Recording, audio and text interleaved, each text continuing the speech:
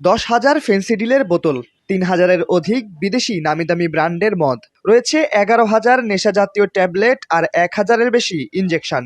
এছাড়া সাজানো এসব মাদকের মধ্যে আছে ইয়াবা, গাঁজা ও হিরোইন। সাজিয়ে রাখা এসব মাদক বিভিন্ন সময় সীমান্তবর্তী এলাকা থেকেই জব্দ করা হয়। অবৈধ পথে ভারত থেকে আসতো এসব মাদকদ্রব্য। লক্ষ্য যুব সমাজকে মাদকাসক্ত করে ধ্বংসের দিকে ঠেলে দেওয়া। তবে মাদক ও চোরাচালান বন্ধে সজাগ সীমান্তের অতন্দ্র প্রহরীরা। প্রায় সময় জব্দ করা হয় বিভিন্ন মাদক, পরে সেগুলো একত্র করে ধ্বংস করা হয়।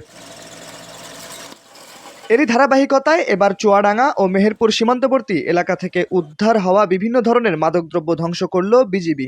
ফেন্সিডিল, মদ, হেরোইন, গাঁজা, কোকেন সহ বিভিন্ন ধরনের মাদকদ্রব্য ধ্বংস করা হয়। বিজিবি জানায় এসব মাদকদ্রব্যের বাজার মূল্য প্রায় 4 কোটি টাকা।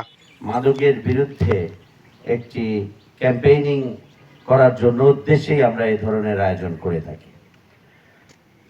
আপনারা ইতিমধ্যেই শুনেছেন যে কি পরিমাণ মাদক এখানে ধ্বংস করা হচ্ছে।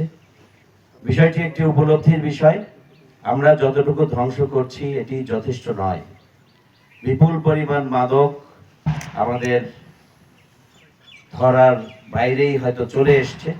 যতটুকু ধরেছি এটি অত্যন্ত যৎসামান্য, এবং যা কিছুই ধ্বংস করছি এর জন্য ইতিমধ্যেই আমাদের দেশের অর্থনীতি থেকে কিন্তু বেশ অর্থ পাচার হয়ে গিয়েছে, এবং যে পাচারটি অর্থকে শুধু ফেলে দেওয়ার মতোই নয়, অর্থকে বাইরে বের করে দিয়ে নেতিবাচক এবং যুব সমাজকে ধ্বংস করার মারণাস্ত্র মাদককে আমাদের দেশে আনা।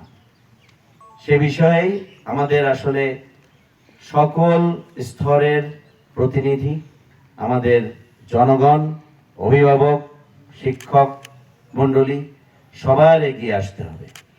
শুধুমাত্র বিজিবি বর্ডারে মাদককে কারেন্ট জালের মতো বর্ডারকে আটকালেও মাদককে আটকে রাখা যাবে না। এত ছোট ছোট কুরিয়ার মাধ্যমে, ছোট ছোট প্যাকেটের মাধ্যমে মাদকের আসার সুযোগ আছে, যে মাদককে সম্পূর্ণরূপে নিয়ন্ত্রণ করতে হলে দেশের অভ্যন্তরে মাদকের চাহিদাকে নিয়ন্ত্রণ করতে হবে। বুধবার বেলা 11টার দিকে চুয়াডাঙ্গা 6 বিজিবি ব্যাটালিয়নের প্রশিক্ষণ মাঠে এ কার্যক্রম পরিচালনা করা হয়।